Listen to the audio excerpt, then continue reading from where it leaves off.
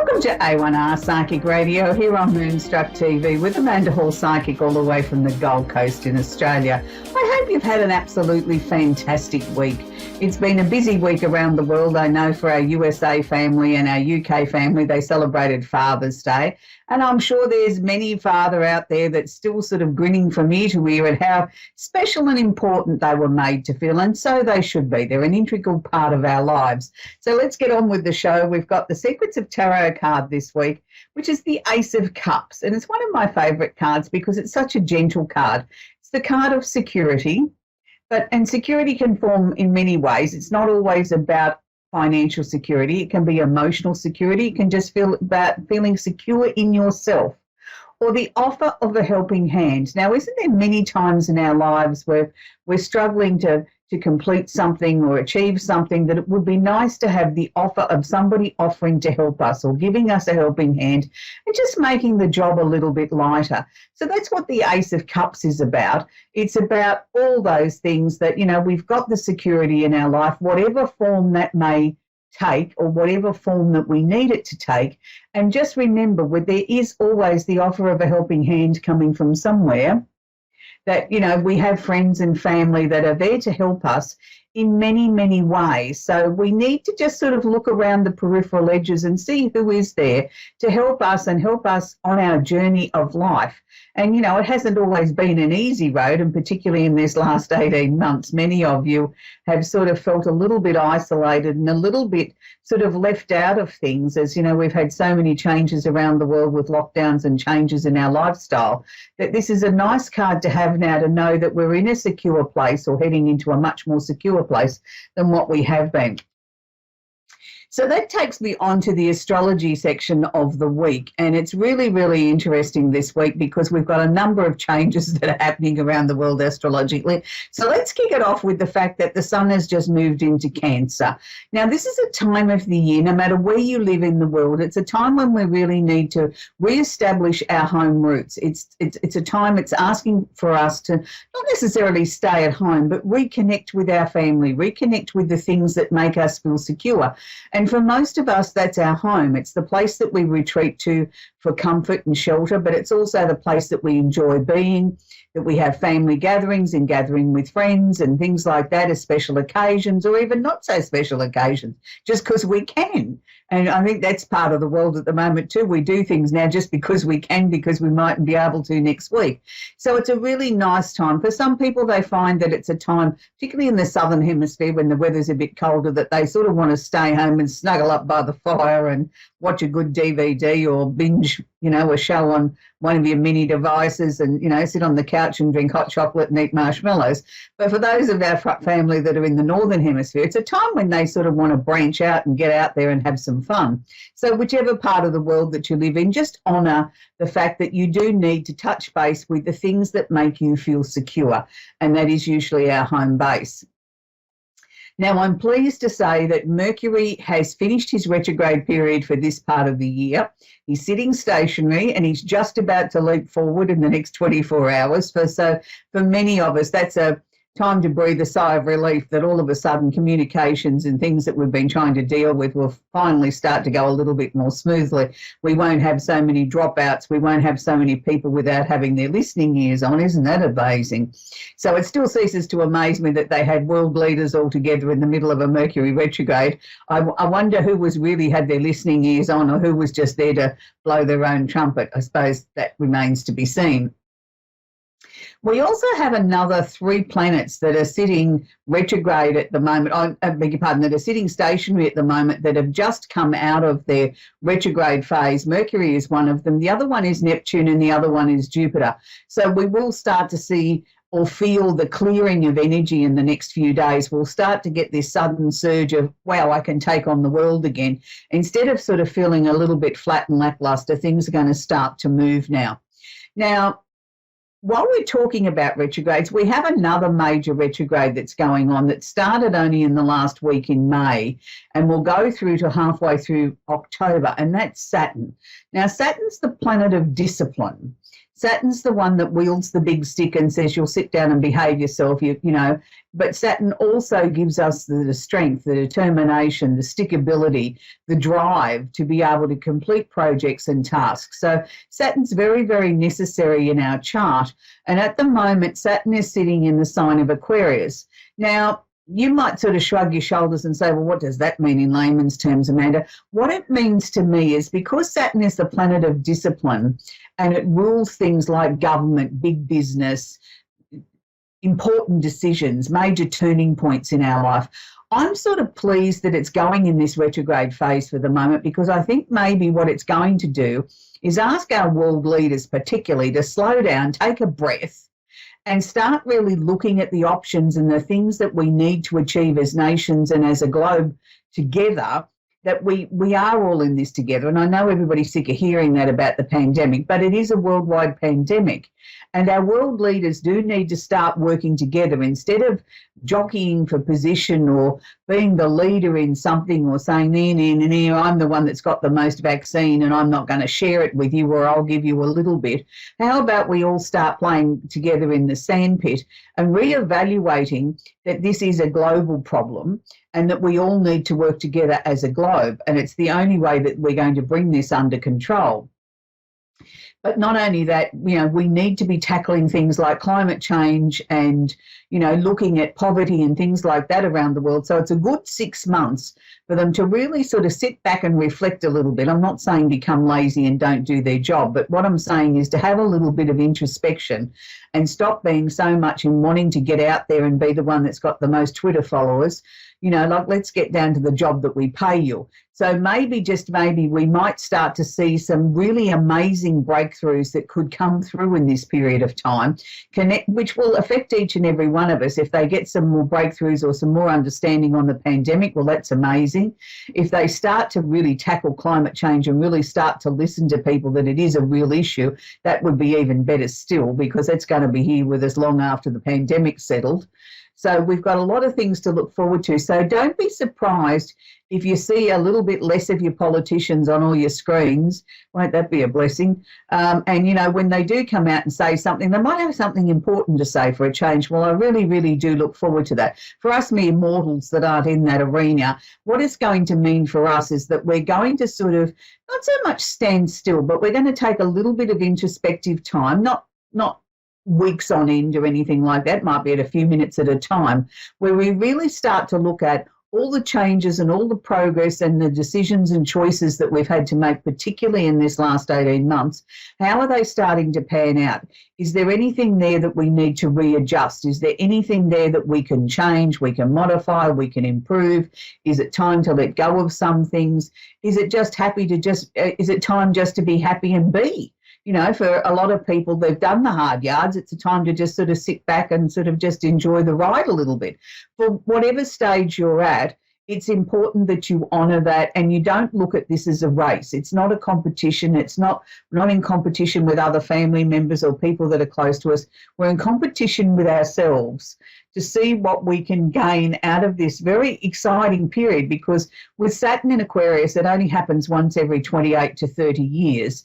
And the fact to have a retrograde with it, which is sort of extending its life a little bit, is really, really positive, because the Aquarian energy is where we get those amazing breakthroughs. We can have light bulb moments. We can have brain waves that we don't normally get. So we don't want to squander this very important astrological time for each and every one of us.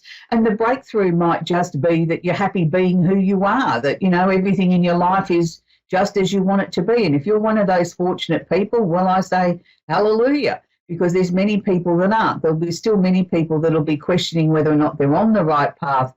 What has this all meant? Have I really learned everything? Have I really progressed in any way? Or have I just been sort of like a mouse running around in the wheel in the cage, going nowhere fast?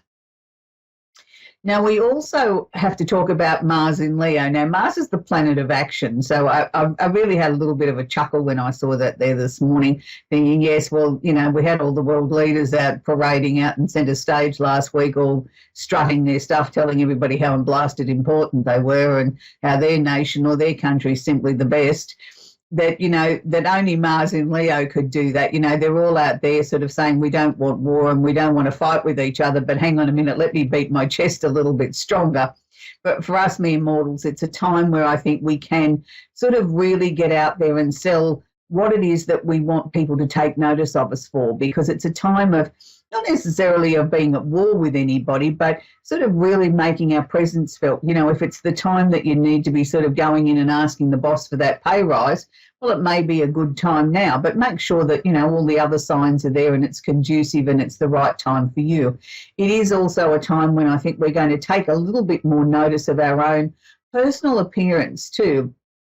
And that may just be coinciding with things are opening up in your local area and all of a sudden you're back to the office or back to the workplace and you have to adjust your clothing to suit that appropriate environment. But for many of us, it's just a time to maybe splurge a little bit and treat ourselves with some new fashion accessory or new piece of clothing or jewellery to just make us feel important. And I think we all need to have that every now and then, is that little bit of a splurge on ourselves, because we do deserve it. Now, finally, I want to look at a part of astrology that, you know, we don't often talk about, which is the Arabian parts, which is the part of fortune. Now, the part of fortune isn't where you find your pot of gold at the end of the rainbow.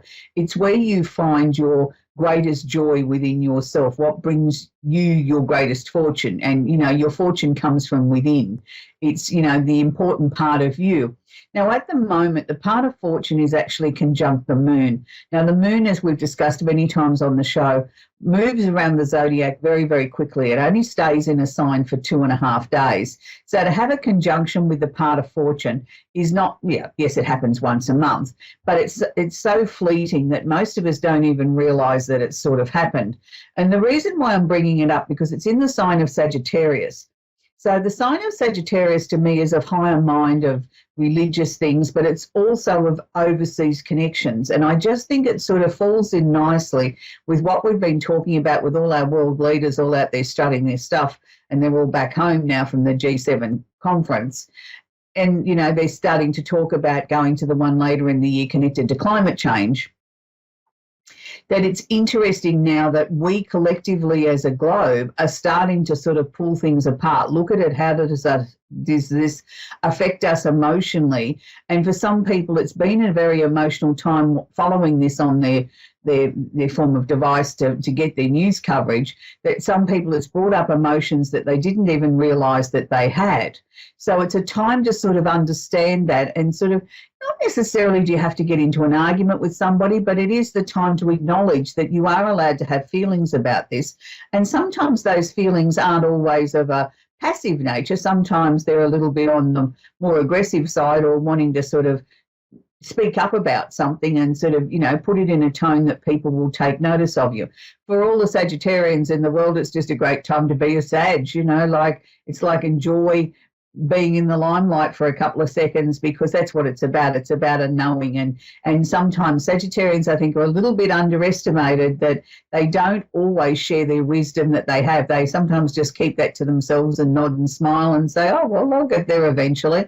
And maybe that's part of the wisdom, is allowing people to find their own pathway. Being a fellow Sag, I mean, I don't know that I necessarily can learn to keep my mouth shut in that way, but, you know, there's times when I think you have to bite your tongue, or to allow someone to develop and grow at their own pace. And I find when I'm working with clients, I try to be very objective and not so much put myself in their shoes, but look at the information that's being shared with me from a much higher place in an objective way, that I'm not lecturing or talking down to them, that I'm just actually here sharing the information. What they choose to do with it is their choice entirely. So talking about speaking with people from around the world, we're going to talk with Tiffany now in Flemington, West Virginia in the USA. Are you there, Tiffany?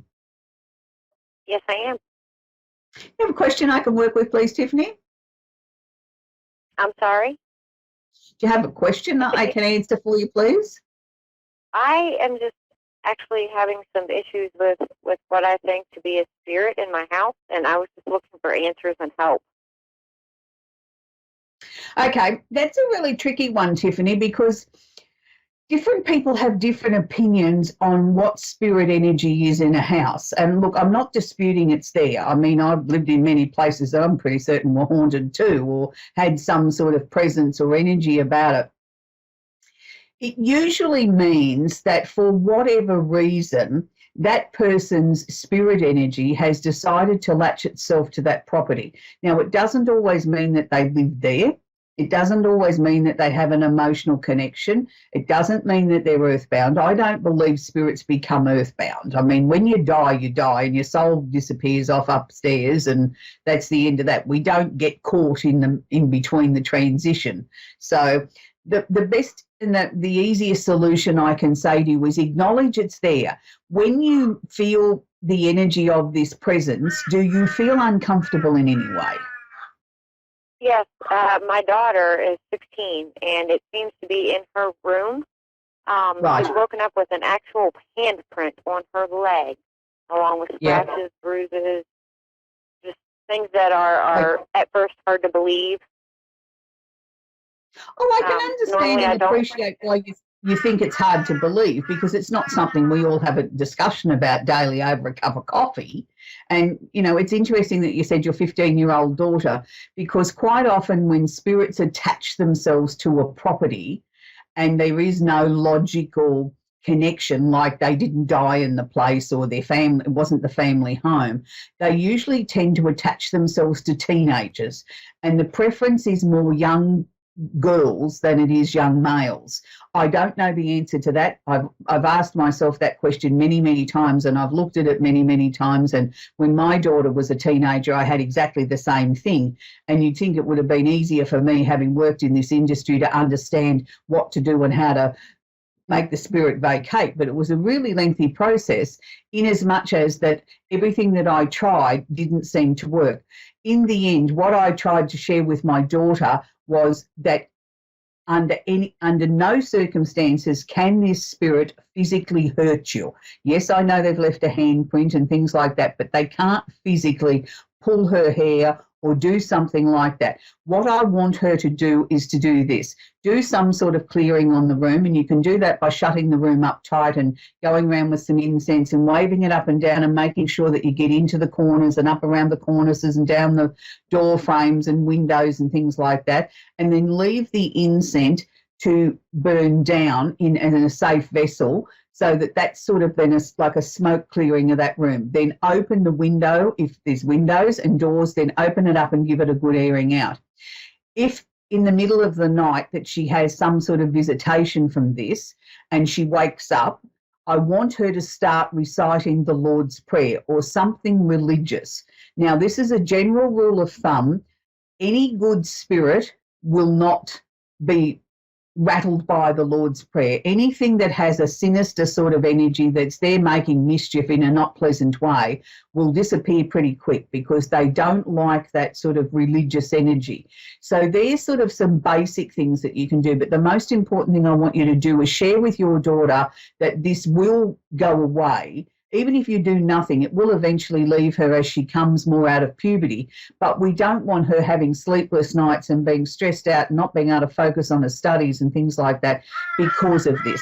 And the other thing that you can do, if you choose to do, which is what I did for my daughter, I went and bought her a cross and put it on a chain and allowed her to wear that, even though we weren't that form of religion. But what it did, by taking the cross, she could sort of then play with it in her fingers if she ever felt that she was uncomfortable or that she couldn't get the words out to the Lord's Prayer. It does the same sort of thing. So it just is another layer of protection. So, you know, they're my suggestions. I know that you will get on top of this, Tiffany, and I appreciate how scary it is. And it is scary because it's something we don't feel we can control. But I hope that's helped you, sweetie. Thank you so much. It really is, a serious situation, and it's not something that we talk about. And it's, it's something that is very, very real. And there's no logical reason, Tiffany, to me, why this particular spirit energy has chosen your home and your daughter above, 3 houses down the street. There is no rhyme and reason to anything. When I tried to tune into your daughter's energy, I wasn't getting anything that I felt completely uncomfortable with, as in meaning that I felt it was a negative spirit. I felt that the spirit was just fascinated with your daughter, and that's why they're coming. But see, the thing is, they usually come in those early hours of the morning when we're in our deepest sleep, because we're in our most relaxed state. So general rule of thumb is spirit energy is usually somewhere between 2 and 4 a.m. in the morning. Sometimes it'll be a little bit either side, but it's quite often in that sort of time frame. It's because that's when they see, not so much we're at our most vulnerable, but we're in our deepest sort of sleep, and they can get our attention. And, you know, what I was picking up from this presence around your daughter was almost like an infatuation, you know, like a lovesick puppy dog, you know, teenage boy madly infatuated with your daughter from a distance. But we don't need that. You know, nobody needs this sort of energy in their home. So, you know, take that advice on the incense or a smudge stick. And then, you know, once you've done your daughter's room, if you still feel that there's a little bit of a concern, redo it again and do the whole house, or, you know, the whole building where you are, because sometimes we need to do these things. I know with my daughter, we made a ritual of doing it once a week, just so that, you know, she was participating in it and felt ownership of being able to control the presence, that, you know, it gave her a sense of, you know, well, I'm in control of this. So that may be something else that you can do with your daughter too, Tiffany. Okay. We will definitely try that. Okay, look forward to hearing your response on that, Tiffany. You can always go to my Facebook page and just send me a message in Messenger and let me know how you got on. Okay, that's where we're going to leave Tiffany now. We're going to go to Amber in Chattanooga in Tennessee, USA. Are you there, Amber? I'm doing okay. How are you? I'm good, sweetie. Do you have a question I can work with? Yes, I was trying to, actually, I'm hoping my phone don't die. I was trying to see, I didn't know if you were a medium or not. I am, but there's never any guarantee they're going to come through in such a short space of time. So if you fire a question at me, I'll give you what I'm given. Okay. I actually lost my son in 2017, and I lost my daughter February the 27th of this year, and her birthday is actually Thursday. So I was hoping, I'm so sorry to hear that, Amber. I mean, how terrible. I mean, not to just to lose one child, but to lose a second one. I can't even begin to imagine how you're still functioning. Yes, ma'am. Look, I appreciate it's your daughter's birthday coming up. When she passed, was it, I mean, obviously it wasn't, was it unexpected? Was it unusual? Yes. Because that's all she's sharing with me, was that there's still question marks, or you're still questioning why it happened, you know, and how it happened. Yes. And she's sort of saying to me, but Mum, I haven't got any answers for you. I wish I did. She's very distressed about the fact that you can't let go of that. You know what I mean? And I understand why you can't let go of it. If you haven't got any answers, it's bad enough you lost your daughter, but then to not have any answers on top of losing your son, I mean, it's a wonder you get any sleep. She's just asking me to share with you that, Mum, she can't tell you what happened either. So maybe just try and find something happy to remember. You know, not get so bogged down in this. I don't know that there is any answer. Sometimes there is just, that's the answer. There is no answer. She's with a brother. Yet I don't know that when they were here on Earth they were particularly close, were they? They seemed to have an unusual relationship. Yes, they were so close when they were kids, and they were split up when when my son was about 7 or 8. And so reunited with my daughter when she was about 16, and they were both 23 when they passed away, and they both knew that they were going to pass away. Really? They both were. I'm kind of intuitive about a lot of things, and my kids were really old souls. We are like we did more before, just now.